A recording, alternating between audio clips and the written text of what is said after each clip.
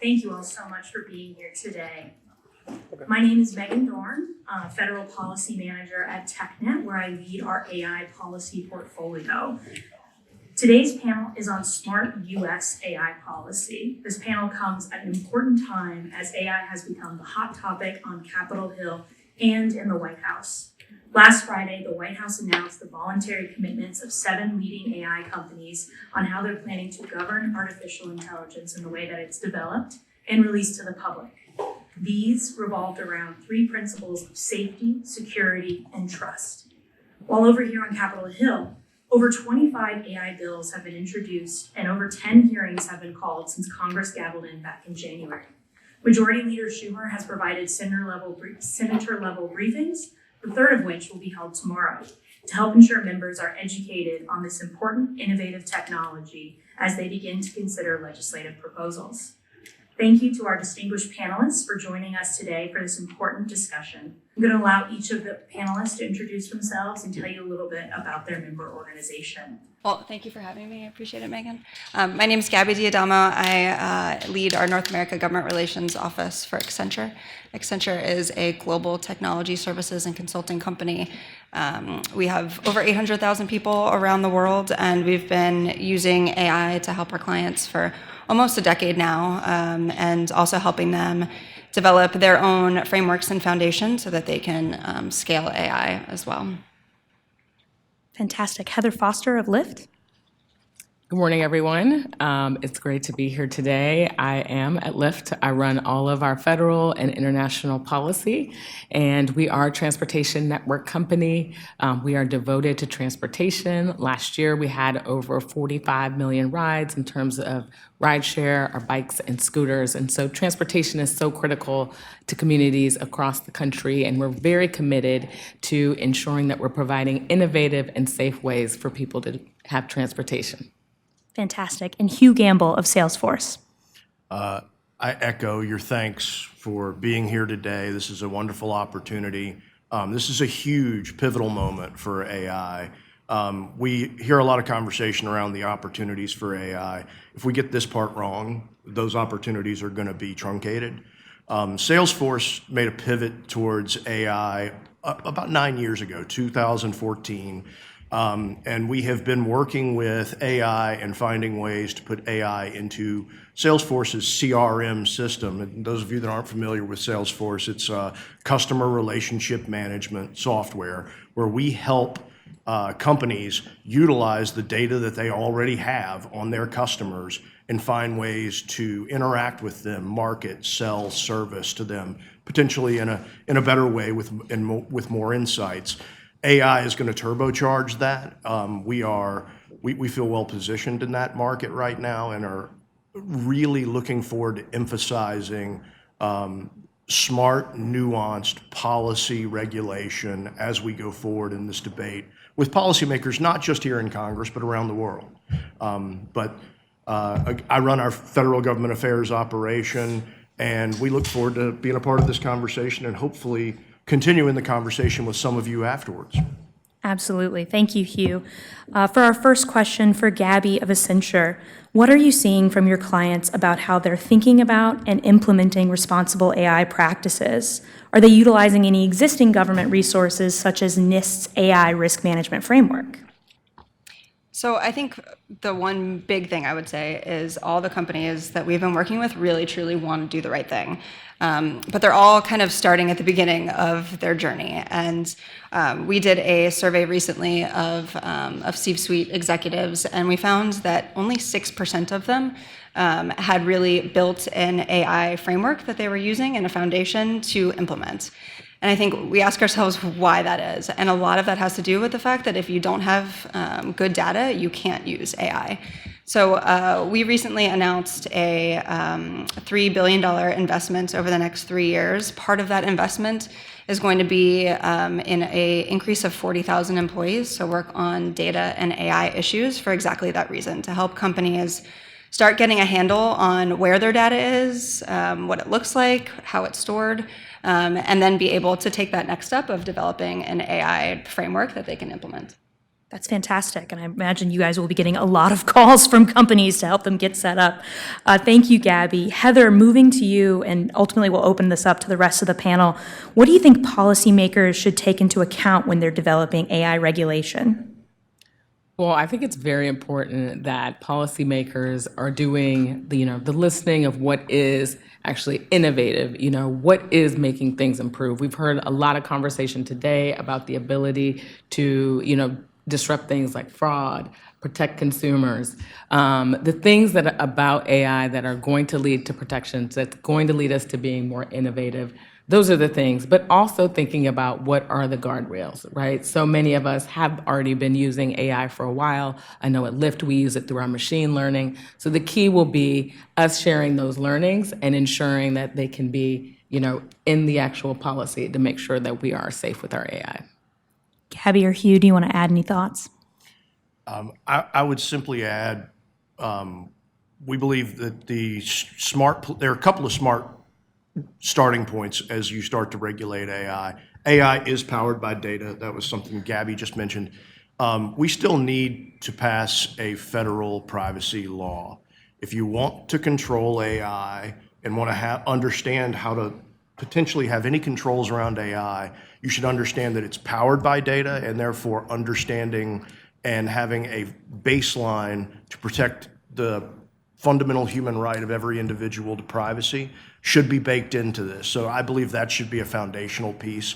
And the other thing that Salesforce has leaned into in this conversation is a risk-based approach. A chatbot that is seeking to teach college students how to cook shouldn't necessarily receive the same level of scrutiny from government as some of the more high-stress AI impacts that we all typically read and hear about, national security concerns or financial concerns, or that impact other fundamental internationally recognized human rights. And so those are sort of initial conversations to have as you start down this road. The one thing I'll add for policymakers to really think about is I think trust underlines all of these conversations that we're having around policy decisions. Without building trust, companies can't scale AI. And I think when I think about that, there are two different pieces to that, and it might look a little bit differently if you're a developer than if you're a deployer. So I think we need to think about just like consumer products. If a manufacturer was putting something on the market with all of the security pieces in place, and it's used in a way they didn't intend, then it's inherently going to have more risk. So what we develop for policy might look different for a developer than it might for a deployer. Absolutely, that's a fantastic point. I also want to take a point of privilege and plug that TechNet is the leader of the United for Privacy Coalition, which is a group of over 20 trade associations advocating for a national federal privacy law. So we absolutely agree with you, Hugh. We think it's crucial to this conversation on AI. Hugh, to follow up with you, another question. A big focus of the AI discussion has been on China. China is expected to more than double its annual investment in AI to $27 billion by 2026.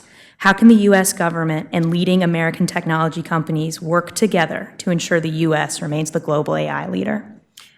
So I think there's a fork of that conversation that's about regulation. Getting regulation right is the first component. You've got to make sure that you're providing guardrails to protect individuals while allowing companies, academics, and anyone else that's in the industry to try to innovate and push things forward. I'll also go back to the CHIPS and Science Act. CHIPS was what was talked about. That got all the ink. Antiquate a little bit with the ink reference, but it got all the press.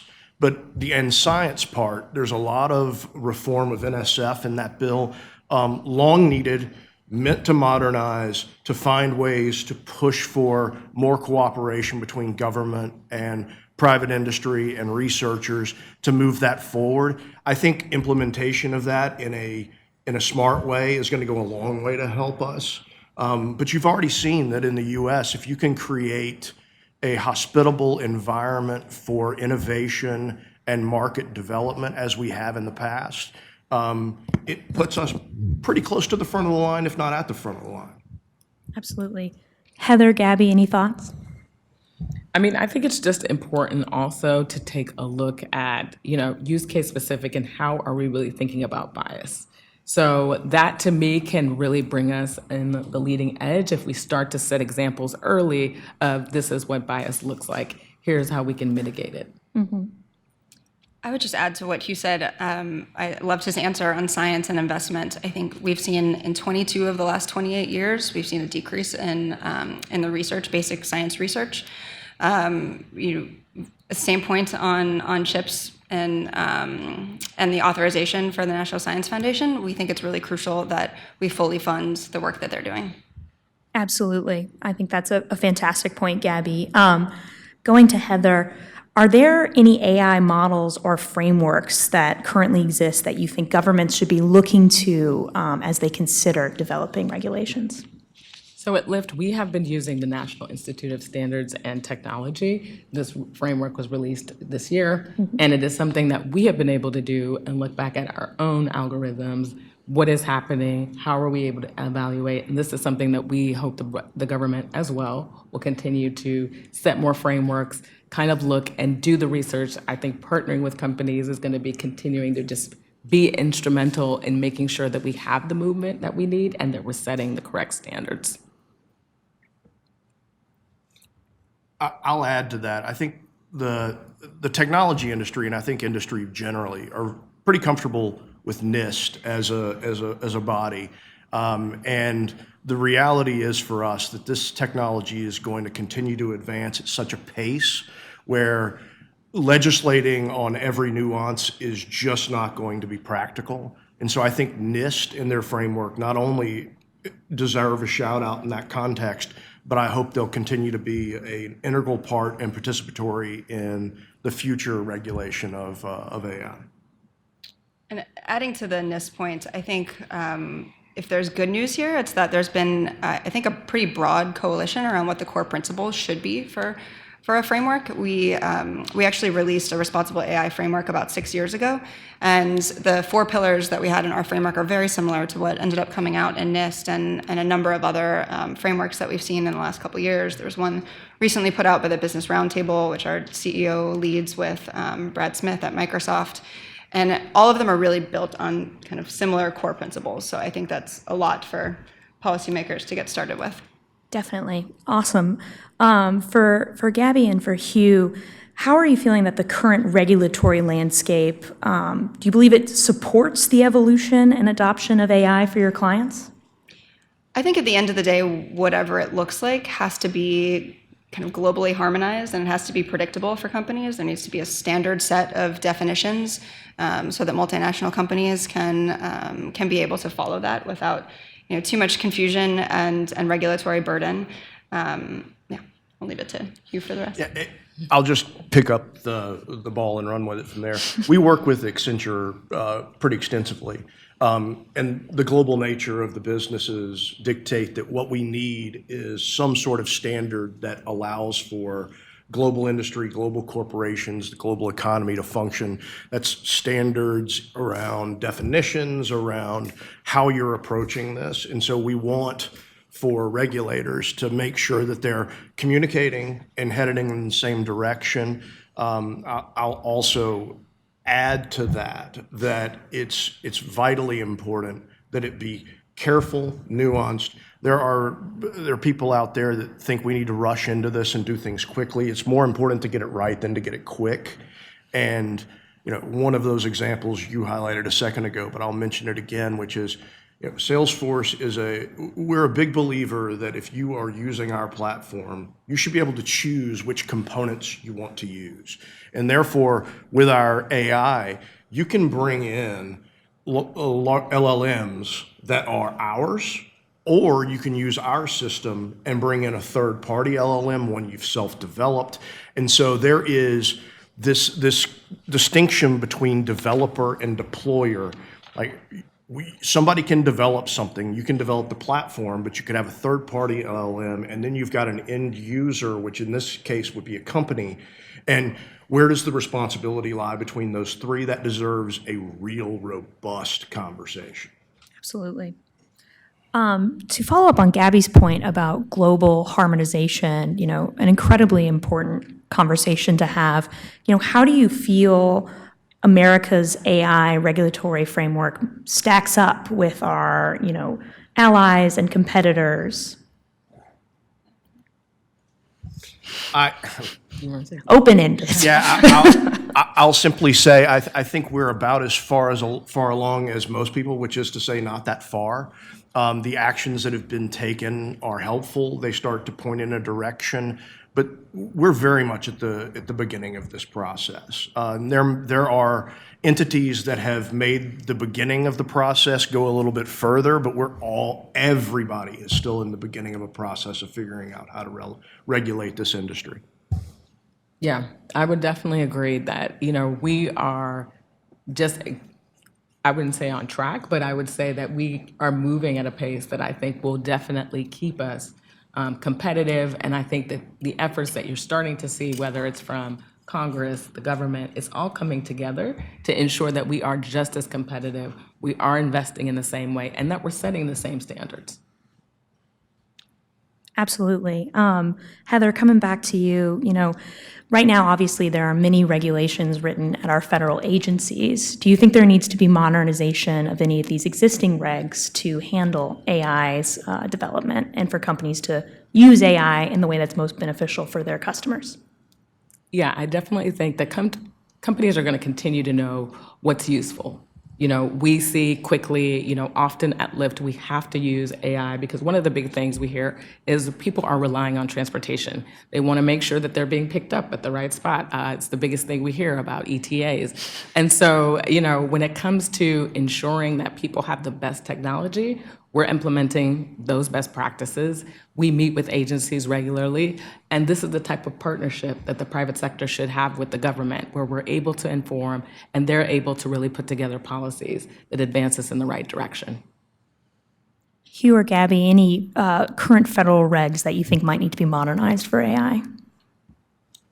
Nothing specific comes to mind, but I know from experience that government is a slow adopter of some of these new technologies.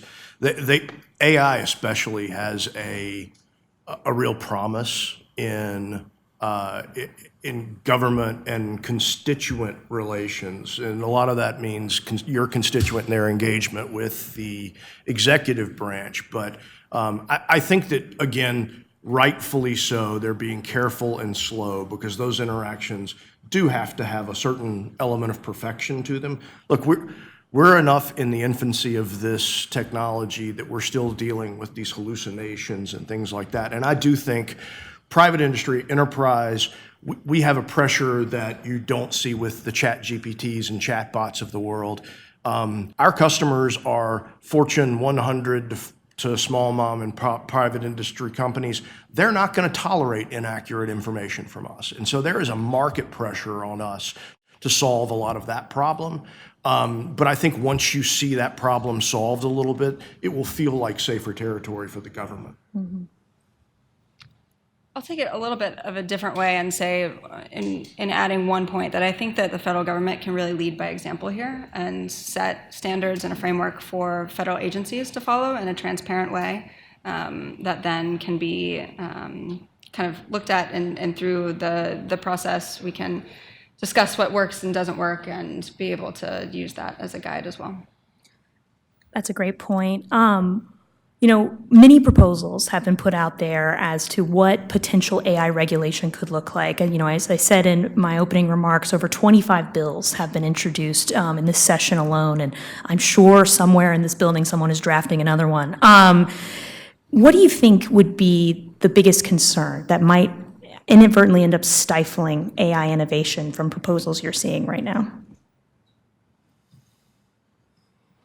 I'll start and say maybe a more general answer, that I think so much of this needs public-private collaboration. And Megan, you brought up earlier the White House announcement yesterday with some of the leading AI developing companies, and I think that was something that we were pleased to see. I think so much of this is needed for the two sides to collaborate and talk about what works, what doesn't work, what requirements should be in place. And I guess I'll say that the policy process takes a really long time, as we all know. And so to the extent that the private sector can come together and say we're coalescing around these standards and these security measures, I think that's really great. I also think it's important to recognize that there are different types of AI. Absolutely. And that is one of the things in legislation that it should be clear, these are the safeguards that we're providing for generative, right? This is what we're going to do to machine learning. I think it's really key to make sure that that is coming across in all of this policy that's being drafted. No, you make an incredibly important point. These generative AI systems, are quite novel, but AI, the base technology, has been with us since the 1950s, and making sure that policymakers know that there is a wide spectrum of AI tools that currently exist, so that way when we're developing these policies, we don't inadvertently shoot ourselves in the foot and shut down things that have been working quite well here. Hugh, do you have any final thoughts on that question? I'll just add that I've already said I want it to be done right, not quickly. Saying you want a really nuanced debate around that is sometimes lobbyists speak for we don't want this done quickly. That is not the message I want to deliver. We want it done carefully and quickly. The faster corporations and private industry have some rules of the road and some certainty, the better off we're going to be, and the more that you'll see private capital investment in this area. But our biggest concern, back to your initial question, is people reflexively taking a swing at this issue and not understanding the complexity of it before they do so. We have not experienced that in most of our conversations around this on the Hill and otherwise, but it's such a monumental concern that it sort of sits in the back of our head of we need everybody to be careful and very thoughtful about this approach. Absolutely. Gabby and Hugh, you both mentioned that both of your organizations have put out AI policies or principles that you stand behind. I know Lyft puts out a fantastic report every year on all the amazing things you guys are doing. It is a great read. I highly recommend it. Talk to me a little bit about how you all go through that process internally to put out, how your company's going to be advocating in these issues. Go, Gabby. I can go ahead. I'll go first. We had, years ago, Salesforce stood up an Office of Ethical and Humane Use.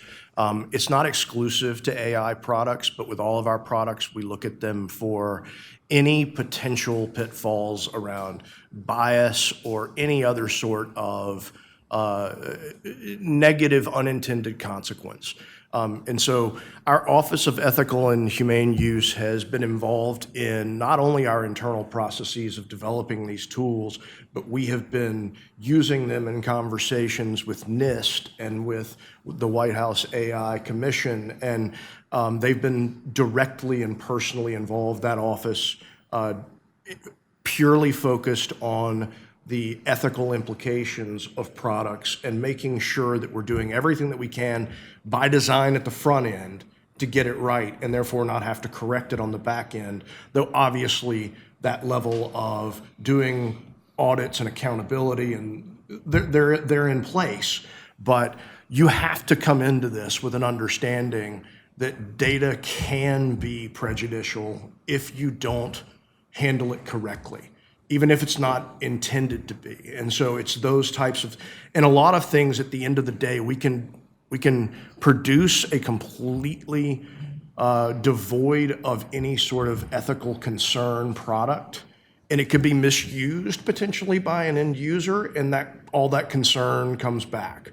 And so we have to look at those different levels of control and make sure that we're addressing them correctly. But from a development software perspective, we feel very proud of the fact that we have plugged this Office of Ethical and Humane Use into this process from an early process, and they're wonderful to work with, actually. They are not an impediment. They are part of the team, and they are additive, not subtractive. It's fascinating. I would say my answer is probably pretty similar, but at a kind of fundamental level of why we developed our responsible AI framework 6 years ago, a lot of that had to do with the fact that we were we were employing these technologies for our clients, and we needed to make sure that we were doing it in a responsible way. We needed to be able to be transparent with our clients about how we were using it.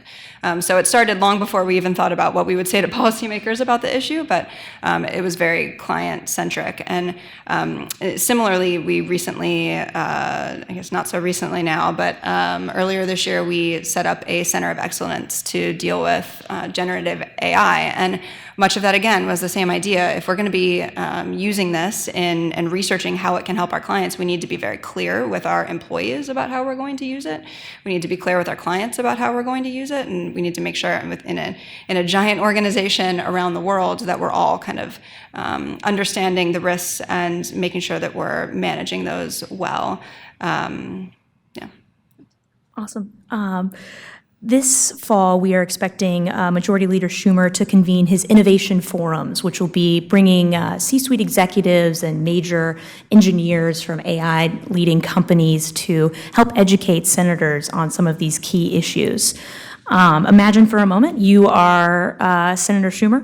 What do you think is an important topic that one of these innovation forums needs to dive into? What do you think members need to be educated on when it comes to this technology? There's a lot. I mean, I definitely think demonstrating what exactly is machine learning would be very helpful for policymakers, because we hear so many swing terms, but it's like, how is that really implemented in my daily life? How is it? Is it machine learning when I hit the brakes in my car? Is it when I get a reminder on my app to do X? People need to know how this is happening in their real life, and that way it's going to help shape the policy. It's going to make this issue real when often, we've heard the word AI a lot, this year, but people often do not understand beyond artificial intelligence, how is that really impacting my day-to-day life?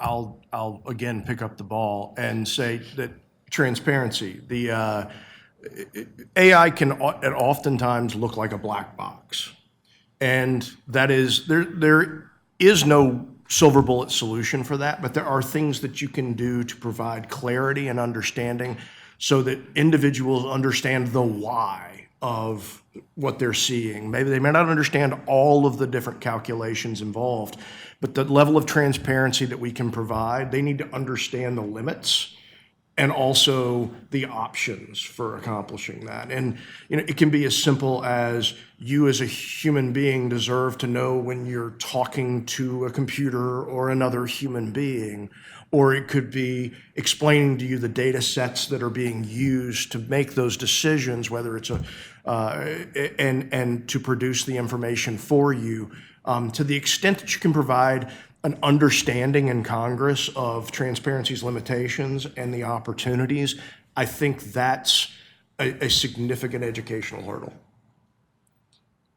I'll add two things to that. One is, I think having that basic understanding is fantastic, but also understanding how AI is going to be used by various industries. So oftentimes, and I think for good reason, policymakers are going to the developers to have these discussions, but really understanding how companies are using it in their everyday work and how it's going to affect their clients is really important. And the other thing I'll add is looking at the workforce. Obviously, maybe this part comes a little bit down the line from the basic education roundtables that they'll have. But I do think we need to have more of a conversation about how it really is going to affect the workforce. I think there's a lot of doom and gloom of it's going to steal all of these jobs from all of these people. But what we found is really kind of the opposite. And if you look at generative AI in particular, we found that it could really have the potential to transform about 40% of all working hours, and that's not getting rid of humans. That's to the point made earlier. It's augmenting the work that they're doing. It's helping them get rid of kind of the really boring stuff that they're doing, and be able to use their brains more effectively in decision-making processes. We've seen that in particular in generative AI's application in the Security Operations Center, and how it can much faster than humans can take in the millions of data points that an organization is getting on all the cybersecurity threats and vulnerabilities that it's seeing, and make sense of where where the differences are, what's standing out in a much faster way than a human can. And I think that also gets to the point that we're all kind of dealing with, not on this topic, but on a similar one of the cybersecurity workforce gap. We have a lot of trouble in our country and around the world in filling all of the cybersecurity roles that need to be filled. And I think generative AI can play a really big role in helping to bridge that gap. Absolutely. I think the productivity question is a really important one that we need to be talking about when it comes to AI's impact to the workforce. So thank you for raising that, Gabby. I did want to provide an opportunity. Today's event is titled AI for Good, and I wanted to see if you all wanted to share maybe some stories from your organization on how AI is improving the lives of everyday Americans.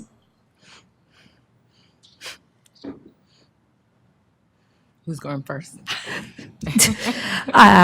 Hugh, since you tried to slide it off, I'm going to make you go first. I go first. I think from a Salesforce perspective, I'll go to a very high altitude. Salesforce is a tool that's utilized by nonprofits and NGOs around the world, 20+ thousand of them.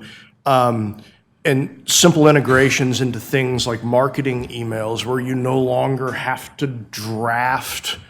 It's the tedium of a job where you can draft an email. It can give you a populated initial draft. It can tell you from the predictive AI side, it can sort through leads for fundraising and tell you who might be the most fruitful call for you to make. So it's the incremental steps where we're helping nonprofits and NGOs be more efficient in their jobs and to hopefully raise more money. Yeah. So I think it's as simple as that. I'm happy to go. So one of the things that we have, it's called Smooth Cruiser. And this is a report that's generated weekly to many of our participating drivers where they're able to see, from the data, what have they been doing in the past week to make their rides safer? So is it braking? Is it, is the phone located in the right place to prevent any distracted driving? And so we've been able to use AI in a way to ensure that everyone is having a safe ride. Once again, also for passengers when they want to know where they're being located, where are you being picked up? It's exactly on the corner. This is the type of information that's being passed on to drivers to ensure that we're keeping people safe on the platform. I think I probably accidentally answered this in the last question, but I'm biased. I have a cybersecurity background, but I think the ways that it can be used to improve how we protect our information systems is really exciting. The other example that I'll give, besides the last one, was we've been using it in helping court systems be able to make sense of all of the data that they're getting and be able to run searches much more quickly and efficiently, to be able to identify trends. And I think there's probably a million other examples like that where we have huge data sets and it's just not possible for humans to go through it in the same way as quickly and efficiently. Absolutely, and I will say these stories like this is part of why TechNet has launched our AI for America campaign to make sure that the benefits of AI are known far and wide to everyday Americans. So this technology and how it's being used to better their lives. Coming to the end of time here, if you were to have one golden item in your AI regulation, what would you like to see?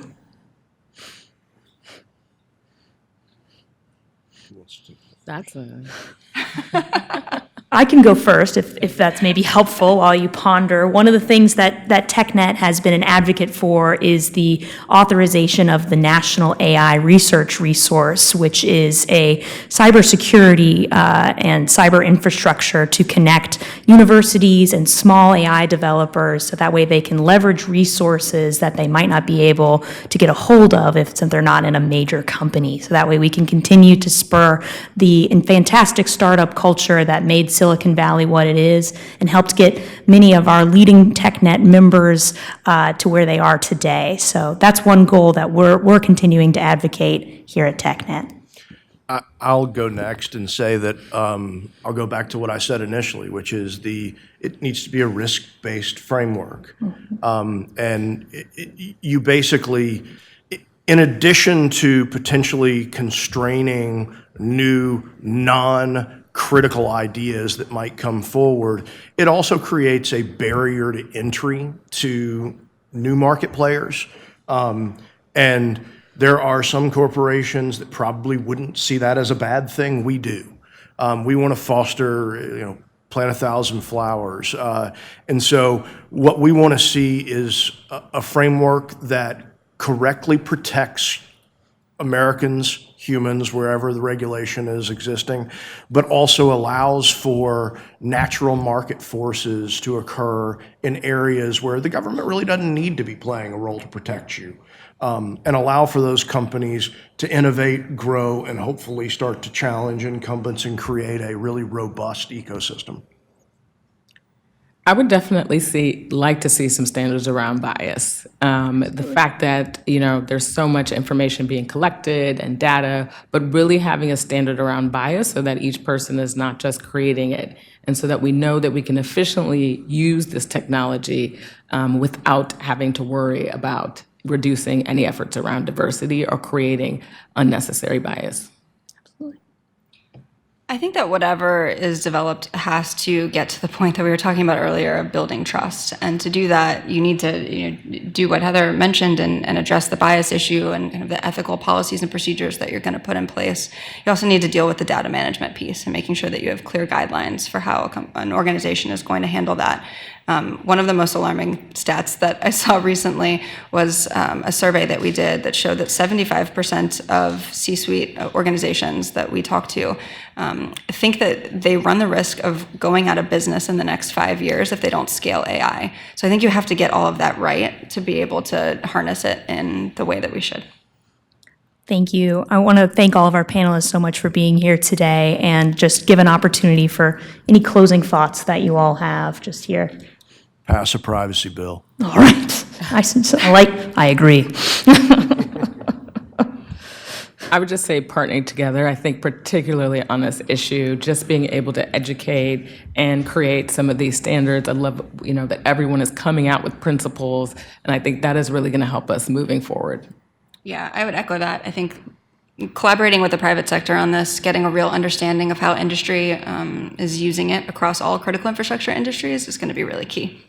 Well, thank you all again. I really do. We're so grateful for this panel's participation. If you'd like to see a little bit of the AI regulation conversation continuing, the Senate Judiciary Committee is having a hearing this afternoon specifically looking at that issue. So again, couldn't have had this panel at a more appropriate time. Thank you again.